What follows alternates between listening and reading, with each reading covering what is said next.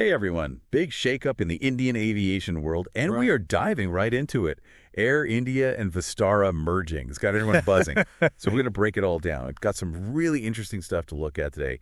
An Economic Times piece that really digs in, plus a tweet from IndiGo that's got people raising eyebrows. Oh, and a BBC article that adds a global perspective. Can Air India really step up and become India's top premium airline now that Vistara is gone? That's the big question. And to help us figure it all out, we've got an expert with us who can unpack all the business and market stuff. So Yeah, it's a really interesting time for Indian aviation for sure, this merger. It could totally change the game. absolutely. For those who haven't been glued to the news, what exactly went down with this merger? Well, basically, Vistara as we knew it, gone. As of November 12th, 2024, it's completely absorbed into Air India. Remember how Vistara was a joint venture, Tata Sons and Singapore Airlines aiming for that premium market? Right. They were all about quality service, something a lot of Indian airlines, well, haven't exactly been famous for. Exactly. And that's what makes this so interesting. Vistara was filling a gap, that premium experience, missing since Kingfisher and Jet Airways went under. Now the question is, can Air India, with its, not so stellar reputation, really fill those shoes? It does make you wonder. The BBC article actually mentions Air India doesn't exactly rank high in customer satisfaction. So how does this merger actually work on the ground? What's changing for passengers? Well, for now, you'll still see those Vistara planes around. But their flight codes, those two letters and the flight number on your ticket, they've all switched to AI2XXX for Air India. Their FAQ says the in-flight experience should stay the same, at least for now. But the big question is what happens long term. Makes you think about the strategy behind this whole thing. The Economic Times article we've got here mentions an analyst who says Air India might have been suckered. Wow. Yeah, into absorbing an airline that's losing money. Yeah, that's pretty straight talk. It is. It seems risky. Huge risk, taking on another airline's losses. But you got to look at the potential upside for Air India, too. Absorbing Vistara, they get a loyal customer base, people who value that premium service. That could be a huge asset down the line. So it's like they're hoping to gain something, even though at first glance it seems like a bad move? Exactly. It's a gamble. But if they play it right, it could pay off. And Air India is making moves to show they're serious about upping their game. They announced a $400 million upgrade program, revamping the interiors of their older planes. But will it be enough to match Vistara's reputation? We'll see. That's the question, isn't it? I mean, upgrading seats is one thing, but what about the whole experience? That's what Vistara nailed. Oh, absolutely. That soft product, the service, the crew, the feeling you get as a passenger, that's way harder to change. And some branding experts are questioning, why retire the Vistara name completely? Yeah. Why not keep it as a sub-brand at least? Yeah. It had such a strong identity. Quality. Yeah, there are discussions about that, but in the end, they went against it. Some experts say dropping the name is a real emotional loss for passengers. Vistara was the gold standard for Indian aviation. And replicating that under the Air India brand, that's going to be a massive challenge. So they're just hoping people will automatically connect Air India with that same premium service now. Seems that way. And this leads to a really important question for passengers. How will this merger actually change your flying experience? Will you notice a difference when you book with Air India now? There's a lot to unpack there. So let's dive into some of the potential challenges and opportunities this merger brings. I think one of the biggest challenges for Air India is merging two very different company cultures.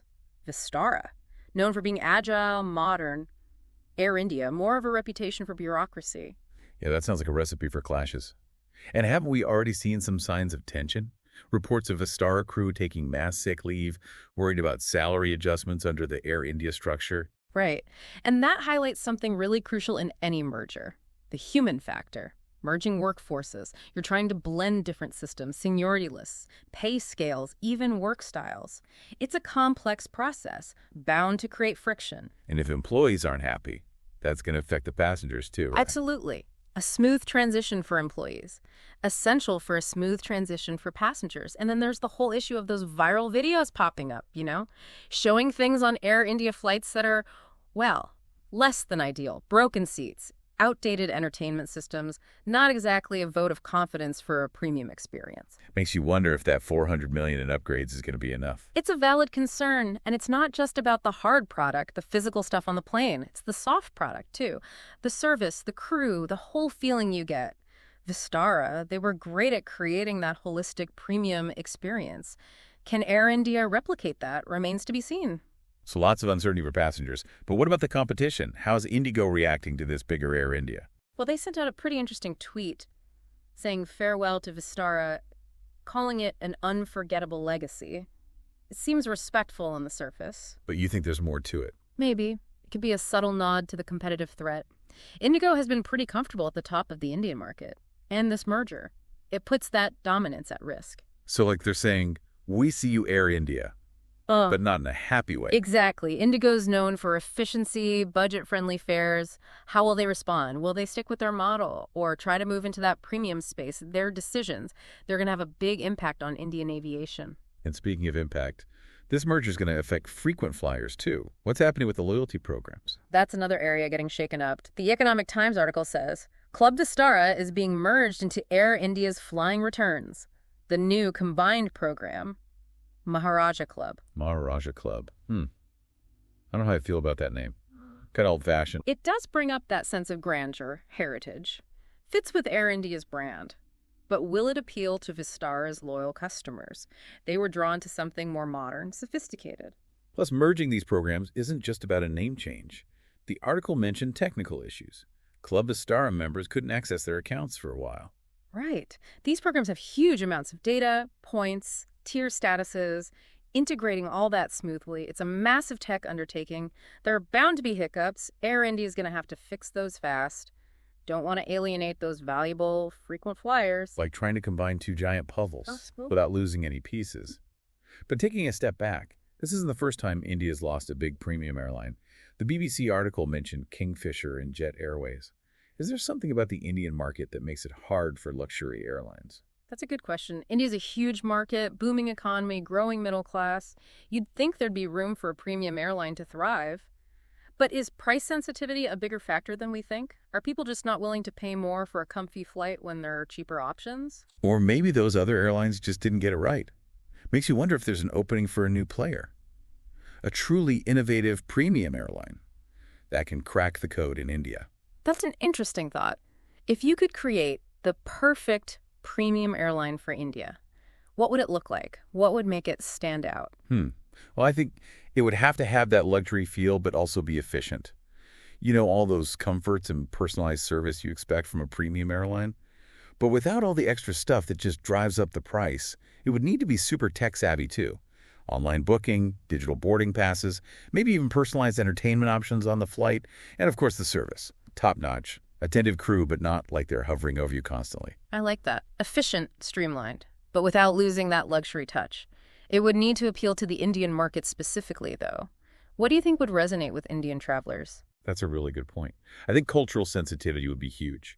Regionally inspired menus, incorporating that Indian hospitality, even having crew members who speak multiple Indian languages, that could make a big difference. Those are great ideas. It sounds like you're picturing an airline that really gets it, understands Indian passengers and caters to their needs, not just trying to copy some generic luxury experience. Exactly.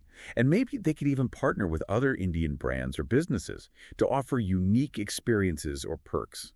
Like imagine, exclusive discounts at luxury hotels, or curated tours through different parts of India, all as part of your flight package. Now that's innovative. You're talking about a whole ecosystem around travel, not just the flight itself. Right. It's about going beyond the traditional airline model, creating something really special for passengers.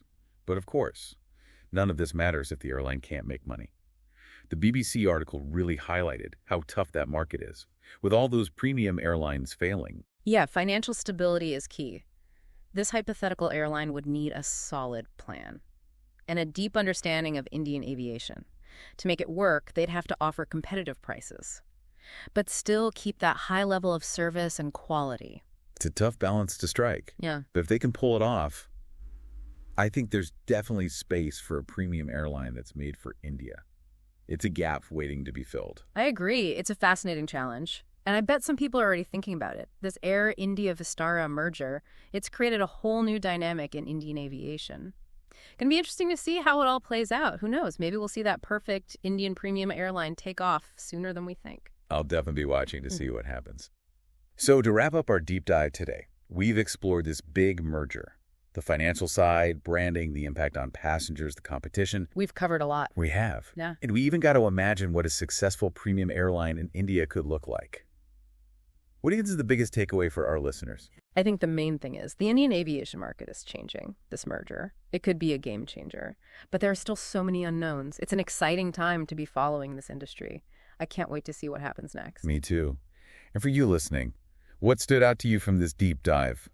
What do you think the future holds for Indian aviation? Let us know. Yeah. And in the meantime, keep your eyes on the skies because this story's not over yet. Thanks for joining us on this deep dive, and until next time, happy flying.